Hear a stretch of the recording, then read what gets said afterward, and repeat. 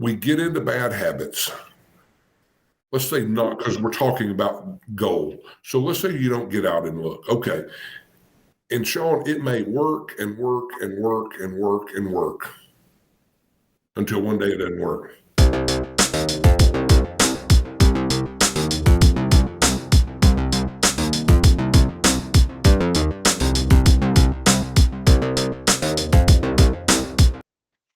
Welcome to Just Truck It with Sean and Scylla. Today we have a great episode because we're going to be interviewing Tim Clark from Big G Express. He's the Vice President of Safety over there. Now, the information that we discuss in this is obviously our opinions and how we feel about doing our job and our experiences in life. Obviously, we're not attorneys or lawyers, so a little disclaimer there.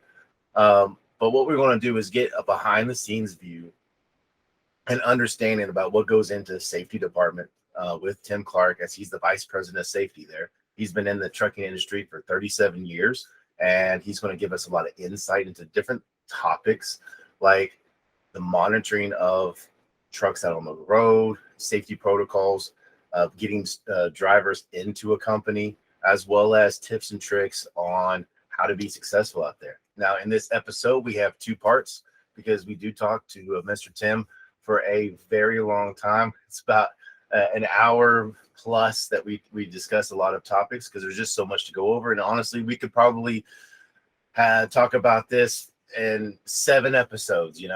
There's so much information to go over. We're going to start here, and then please make sure you stay tuned to part 2 as well. But first, let's introduce Mr. Tim Clark. All right. Well, welcome there, Mr. Tim Clark. Welcome to our show. How are you doing today? Glad to be here. Thanks for the invite. Absolutely. So cutting right to the chase there, tell us, how you got in the industry, how long you've been working in safety, and tell us a little bit about yourself. Okay. Yeah. Started in trucking about 37 years ago. So 1984. Yeah. So I don't know if that's good or bad, Sean. I've had a few opportunities to get out, but we'll stick with it. No, us in seriousness, yeah, it's been a good ride, man. Ups and downs, and but I love the transportation industry, and so a lot of it has been in operations. But for about the last 11 or 12 years, I've been primarily in safety, or exclusively in safety. So it's learning a lot, when CSA rolled out in 2010, so we had to learn all of that and what was it going to do. And as the regulations change, we all have to continue. You have to continue to learn what these regulations mean. How does it affect us? So yeah, it's been really good. Awesome. So let's start from the very beginning. So when a driver applies with a company, does their application go through to you, through the safety department? And then why does it even happen like that? Okay. So that is a really good question, and it varies from company to company, really. So here, no, it stays pretty much in recruiting for the most part. They have our hiring guidelines, and they know what we require and what we're looking for. So you just kind of go down, Priscilla, you go down and you're checking the list. Do we have this and this? Do they meet this? Do they meet that? Now, some companies, yes, it could go right into the safety department, and the safety department would look at it. Now here, if they do have a question or something's a little borderline, then yeah, they will send that, or they will tag that, and then I'll look at it and we'll make the determination then. But there's a lot of trucking companies now that are actually doing in-person interviews with applicants. Yeah. And they'll sit down with safety or a representative, and just face to face, or they could Zoom or whatever, and they will do an actual interview. So again, it does vary, but at the end of the day, what you do want to do is make sure you're consistent. Okay, you want to if you've got these guidelines, then you want to abide by these guidelines. One of the things that'll trip up a trucking company a lot of times is when we start making a lot of exceptions. You can't manage an exception. So then I don't know. It just kind of seems like anytime that you may make an exception in anything, not in hiring, but in anything, and even in our personal life, it just kind of seems like it comes back to bite you somewhere. So yeah. Yeah, that's huge, especially with going back to the guidelines. Once you make an exception, now if there was an issue or problem later and you're having to deal with attorneys, now because you made that exception, now you put yourself into a liability situation, I would assume. No, yeah, absolutely. The old saying is you just added at least 1 0. Wow. Okay. Going back to the hiring guidelines, and I guess you're going to say something too, and you can go there. Who determines the hiring guidelines and why are they there? Yeah, that's what I was going to go. So as a company, you decide that. So, and a lot of times, that can be a multitude of different departments and with input from your insurance companies, right? So your insurance carrier, could say, we're not going to take anybody with less than 2 years. Where you've got other trucking companies that, Sean, they're taking them right out of your school, right? Yeah. And putting them with a trainer. So, it varies from company to company. And then, really the requirements of your insurance carrier. So, 21 years of age, interstate, right? But then there's some carriers that go, no, we don't want anybody until they're 22. We don't even though 21's compliant, it's allowed. We don't want anybody under 22. Okay. Anything you want to go off of that or anything else extra? No, I was going to ask the exact same question about hiring guidelines and who is the one who at the end of the day says what they are, right? Mm-hmm. And like you said, it's the insurance company a lot of times, plus all the other departments, mm-hmm. correct? Yeah. Perfect. Now, once they are hired on, mm-hmm. what is safety's job with the onboarding process? So, and again, it varies a lot of times. And so how long is orientation? And then if we get into, some type of specialized carrier, flatbed carriers, that kind of stuff, then that orientation may be extended. So once they get out of the original, what we call onboarding type of orientation, then it could go into more of a hands-on, how do we strap, how do we secure, all of this stuff. If you're hauling tanks and all of the different nuances there with those, with that specialty equipment. Here, what I do is, I'll go in and we talk to them about the clearinghouse, make sure they understand that, make sure if the few that just can't really figure it out on their own, we'll walk them through the process and get that. And then we do 2 different days, in 2 different days, we spend a few hours with them talking about our safety policies, our what we're seeing out on the road, what do we expect, any kind of training, so hazmat training, that type of stuff. We kind of also control the road test as well. So we do that on day one. So I don't mean to stop you right there. You can continue going with that situation right there. So they've gotten to orientation. Mm-hmm. What they probably have to do a drug screen and physical right off the bat. Correct. Yes. Right? Is sometimes carriers have like a agility kind of test or something like that, or basic getting in Physical aptitude test, yes. physical aptitude. Mhm. And then they're going to do a road test or a skills test, correct? And Right. what are you doing in that situation? What are you looking for?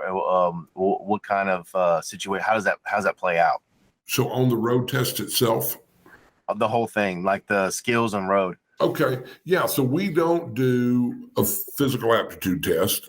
In my past life, I've seen that done, and it works. There's absolutely nothing wrong with it.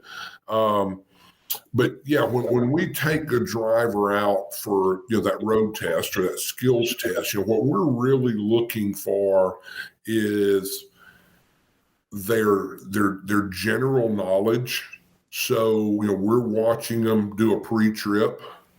So how do they conduct that? What are they looking for? Watching them actually attach to the trailer. How is that done? Do they know? This kind of sounds stupid, but really, do they know how to hook up the airlines? How are they cranking the dolly? Do they do the tug test? Are they actually looking to see, did the fifth wheel, did the lock come around the kingpin?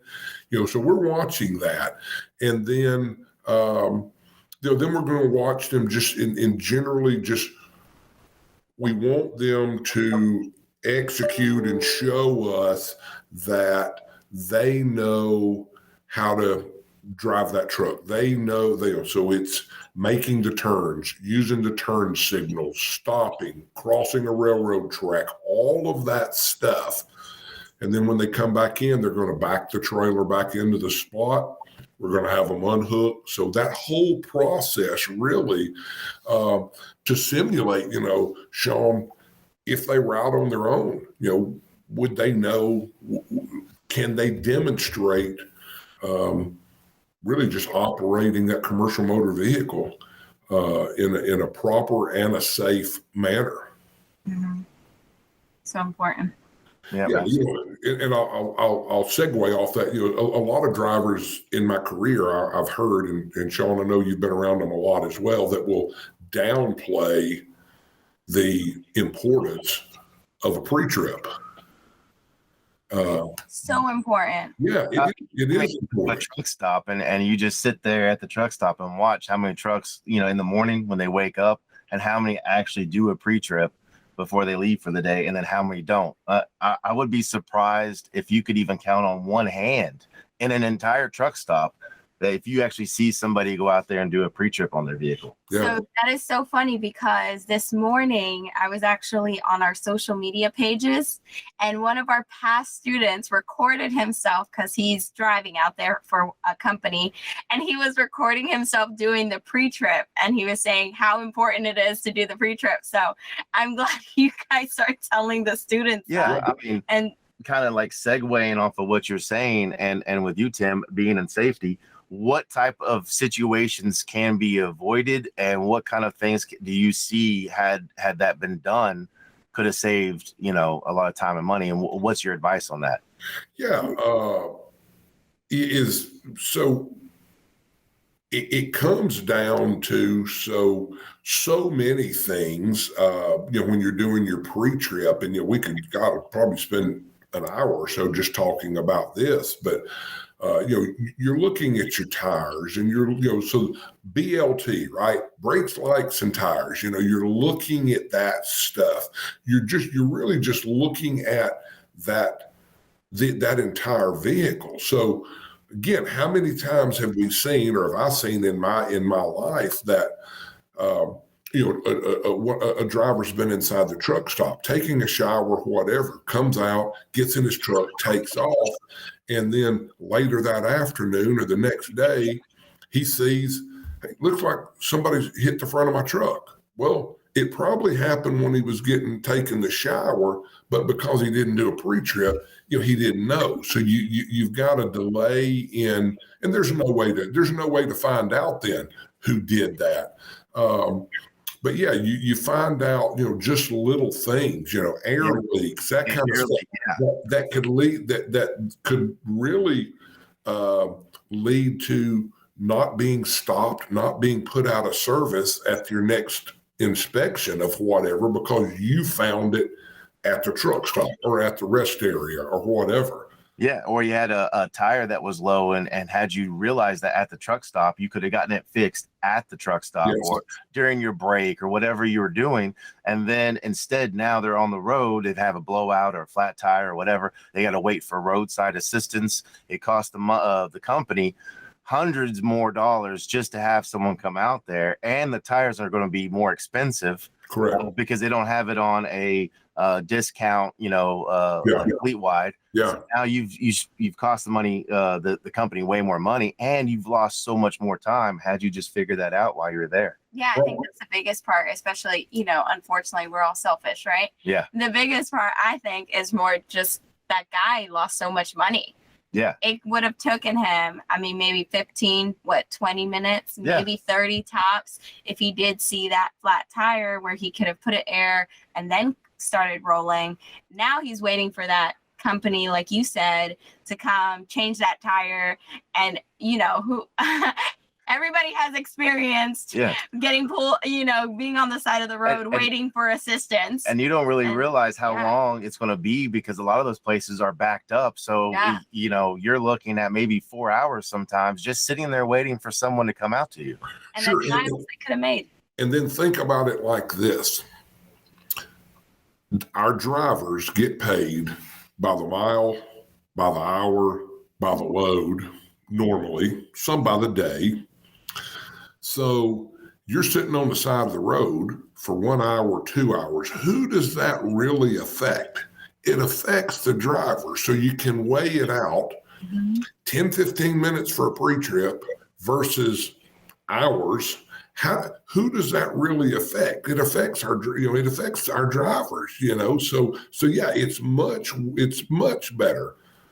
Mm-hmm. It's going to pay in the long run. Take the little time to do that pre-trip. Yep, preach it. It's we could talk about this literally all day. It's ridiculous. Yeah. But kind of going back to what we're talking about here now, as far as the driver themselves, what kind of documents and files are constantly having to be maintained and taken care of by because a lot of people don't understand the behind. And that's the whole point of all of these conversations we have. It's behind the scenes. There's so much that you guys are not just looking at somebody, and we'll talk about this later, in a camera while they're driving. Right. You're also having to make sure certain things are done as well, and they get done before it's too late. Sure. So yeah, there is the DQ file, the driver qualification file, which every trucking company has to keep, and there's certain documents that you've got to have in there. The application and the certificate of road test and the clearinghouse and all that stuff. But from a yearly standpoint, or maybe a little bit more than yearly, you have to keep the current CDL. So we're always tracking, when does the CDL expire? Let's go get it prior. Same with the physical, right? The physical card. So whether it's a 6 month, 1 year, 2 year card. So we're watching that.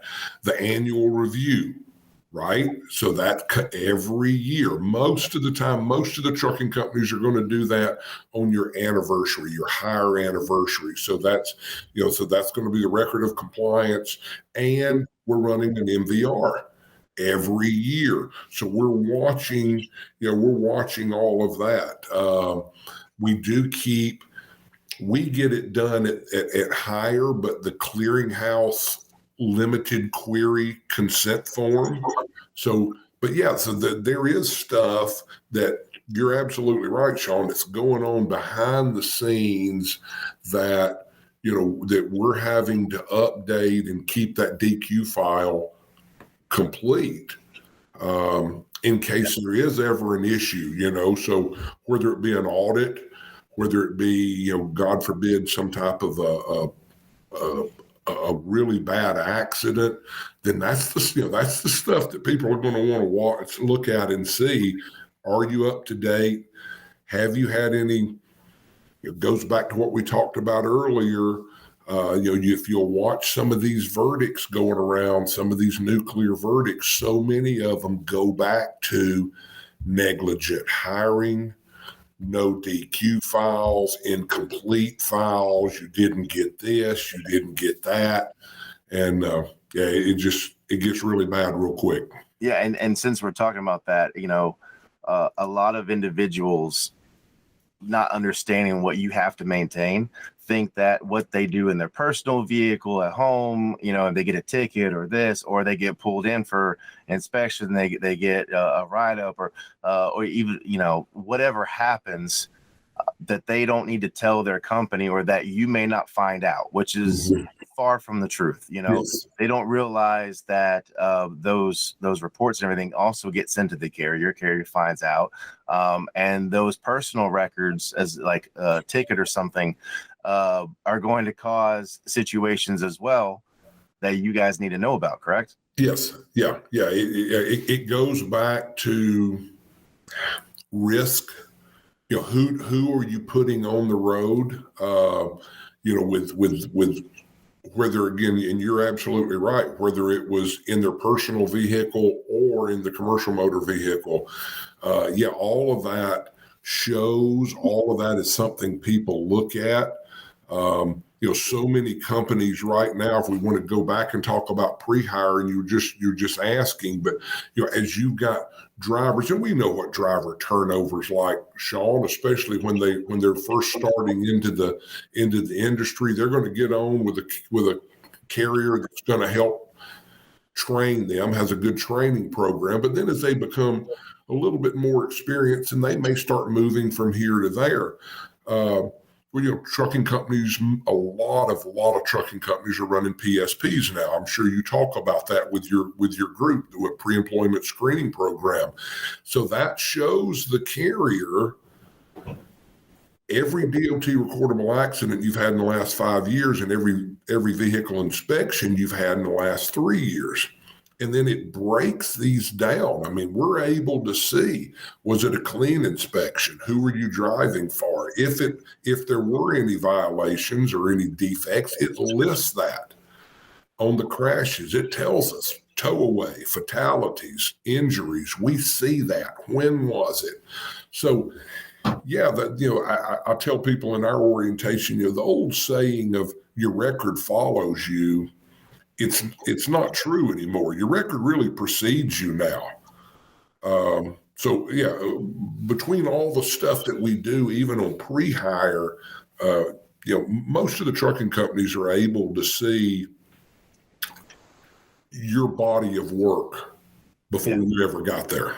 Yeah, and that was one thing when I was running a recruiting and safety department myself.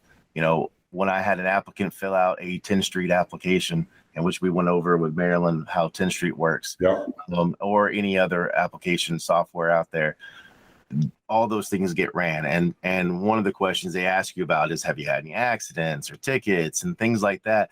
And then you get that no or whatever. And then you do the background work that you are required to as a trucking company, which is verifying employment. And when you verify employment with companies, you're going to get accidents or issues and problems that maybe aren't on any MVR government database, but from that company, like, non-preventable situations or the yellow poles that sprout up everywhere. And we'll go over that later. But you see that, and then you can now go, wait a second, you told me this. And then another way was the PSP, which you just brought up, and I'm glad you did, because I can use that to also verify, well, you told me you were working at this company. Okay, but you had an inspection working at a different company that you didn't mention to me. Yeah. There may be a situation that you're not wanting us to know about, as well as, you told me you didn't have anything, but it shows here that you did, Right. There's just so many things that you can't get away with nowadays that, obviously you used to back in the day. Yeah. And again, MVR is a citation. And then the PSP, or your CSA score, comes from typically a DOT inspection, written off a DOT inspection form. So sometimes you'll see the same offense. So an officer could write you a citation and put it on a DOT form, but a lot of times it won't. It may not show on the MVR, but it shows on the PSP, or vice versa. And again, that PSP is what you've done in your commercial motor vehicle. The MVR could be the truck, but could be a car, motorcycle, whatever. So yeah, all of that together, along, as you just said, the verification of employment from the previous employers gives you, meshes it together and gives you a great picture of who are you bringing in, who are you hiring, and can you defend that in case of an accident. So there's been so many lawsuits where they couldn't defend even though the person, the driver at that company wasn't guilty of the issue, but they couldn't defend him of his past. Correct. To where they still lost. Right. Yeah. And that was the situation where if you did have him as a driver, he wouldn't have been on the road, and if he wasn't on the road, this wouldn't have happened. Yeah. So that's the picture that gets painted a lot. You're right. Yeah.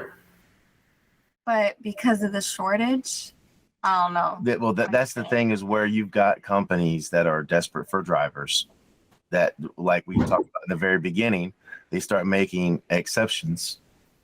Okay. And that leads to more and more issues, down the line for them, but your major carriers won't make those exceptions. And that's why they also have a harder time hiring as well. But the smaller little fly-by-nights, they grow during times like this, and then they go away when those dip down, Yeah. It's a double-edged sword. Yeah. But you've still got to do, honestly, what's best for the company, and then really what's best for the motoring public. Most of the carriers, nearly all of the carriers, I mean, really and truly, we want to put the best folks out on the road. We want to put safe people on the road. But yeah, it gets tough sometimes. Sounds tough. Yeah. So back to our questions. So now we were talking about the driver is now on the road. What factors is the safety department monitoring constantly? Is that what we were talking about? Yeah. Basically. Because we talked about getting them on the truck. Now that they're on the truck, what kind of things are you monitoring? So basically every year they're running the MVR, they're running their background check constantly, and they're still making sure that everything fits in their puzzle piece, correct? Right, but there's also other safety things that you guys are monitoring every day, correct? Yeah, and with technology, it's made it a little bit easier, but then at the same time, it's kind of it's made it a little harder just because of the influx, just the amount of data that we get to see now. So you've got all of these critical events. So and again, depending on what type of technology you have on the truck.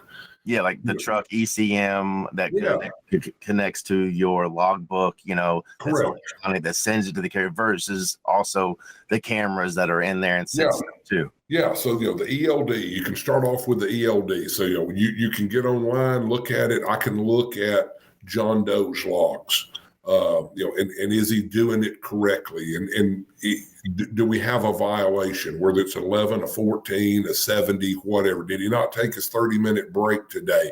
So you've got all of that you're watching on his logs. Then, and we've got, automatic emergency braking, or what we call collision mitigation. So, that in itself is going to send us alerts. We're going to see critical events. We also use recorders, cameras. So we're getting critical events from that, whether it be following too close, whether it could be what our device calls a lane swerve, which is a really aggressive lane change. So we get to see all of that. And in addition to tracking any type of incidences or accidents that you may have as well. And that's just from that's just some of it from the safety side, and then you've got operations. They're watching service failures, they're watching outer routes, they're watching fuel, they're watching idle time. So again, and you can see all of this coming together. That's going to really tell you what kind of person do you have out there driving your truck. And just from a safety side, Sean, along with, we monitor the FMCSA portal. So we're looking for every day. We're watching inspections. So, hey, such and such got a clean one, but wait a minute, here's a guy that here's an inspection. Like you said earlier, even though the driver's supposed to send that to us, let's say he doesn't, because they don't know that it gets posted to the portal and we watch it. And then here we come and we see a speeding 15 over, whatever. We see operating a commercial motor vehicle with a handheld electronic device. Ooh, that's a bad one. That's a really bad one, man. Yeah. So we watch all that, we monitor it, and then we address it, as it happens with the individual driver. So, we may call that driver, or we may bring that driver into one of the terminals and talk to them, and we may actually show them the video. Hey, look at this. Look at these last 2 or 3 videos that you've had with a 1 second following distance or something like that. And, then we'll coach and maybe discipline, train according to that. But yeah, I mean, that's where a lot of people get scared. That they feel, oh, I don't want this in my truck because it's watching me, or it's going to tell on me, or and they don't realize, well, the camera's not watching you when you're in the bunk. You're not in that's neither here nor there. It's only watching and recording when an issue happens, and you want that as a driver to protect yourself. Because then that shows that you weren't the one that was guilty, that you were doing what you're supposed to. And it allows patterns or habits and behaviors to be retrained or to be fine-tuned or let go of if they are not beneficial to the motoring public. For instance, following distance, like you said, or like that's why they had to do so many hard stops, and you can see the hard stops, which they don't realize. Yeah, it's hard on the equipment. It could cause an accident. Sure. But you're also causing claims to cargo because of the cargo shifts, because of how you're driving. Right. Yeah, that it can show trends, right? And that's really what you're looking for. Is you're looking for bad habits, bad trends that you've got, whether again it's aggressive driving, whether it's hard braking or whatever. And a guy can come back and say, yeah, but I've not had a wreck in whatever period of time. But you can look at all of this stuff. You can look at these hard brakes. You can look at these following distance and go, dude, it's just sheer luck. It's not because of any skill that you have, because if this guy in front of you brake checks you with a 1 second following distance, there's a really good chance you're going to rear end them, right?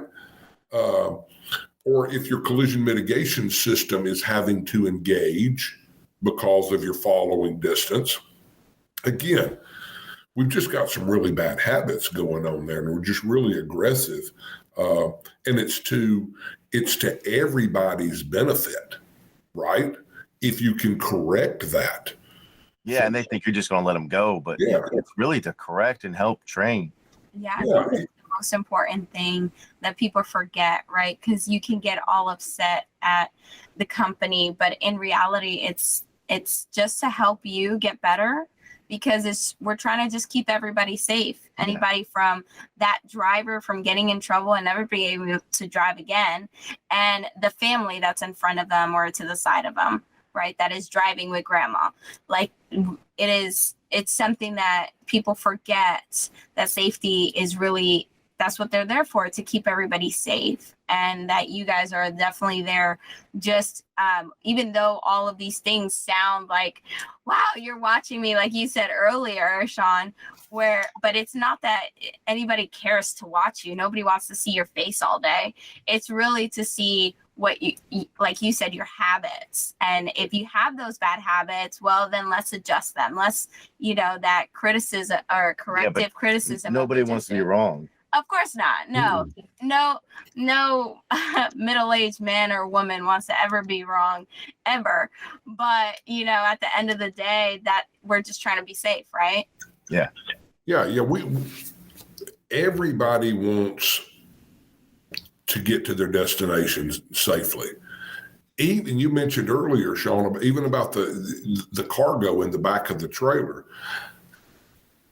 That customer doesn't want that cargo scattered all over an interstate somewhere. Now, if their options were, hey, we're going to be a little late, or it's going to be scattered, they'd rather take it a little late, right? I mean, 10 out of 10 times.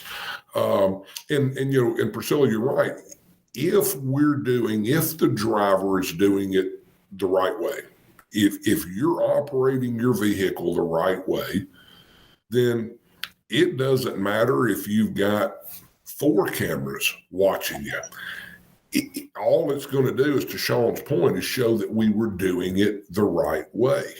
And the cameras have, over the years, they've saved so many drivers' careers that I don't know how you would ever want to put a truck on the road without a camera. We're real quick. They'll want one in our personal vehicle to blame somebody for hitting us. But yet when it's, for this, it's like, whoa.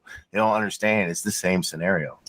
Yeah, you could lose your job for that guy that, and you've been in the business for a long time, so the guy that passes you on the shoulder. You ever had that happen, Sean? He passes you on the shoulder, and as he jumps in, and his left rear quarter panel catches your right front bumper, and it spins him out. 15 years ago, that guy's going to come out and say that you changed lanes into him and spun him out. Well, now you've got the camera that says, no, you passed me on the shoulder. Completely. Or the ones that can't wait behind you for the next exit and want to come around and then cut in front of you. Right. Yeah. It shows it all. Yeah. Yeah. And that could lead you, without that camera there, that could cost that driver his job, right? If he's already has 1 or 2 strikes, that could be the straw that broke the camel's back. And it really, without the camera, he's looking for another job. Now they're going, oh yeah, man. It wasn't your fault. This is a non-preventable accident. So yeah, I love them. I really do. Well, that concludes part 1. Okay. Like, subscribe, follow us, comment, and stay tuned. Make sure you click on the link below to take you to the next video, part 2, so you can continue on learning all the rest of the information, as there's plenty more to discuss.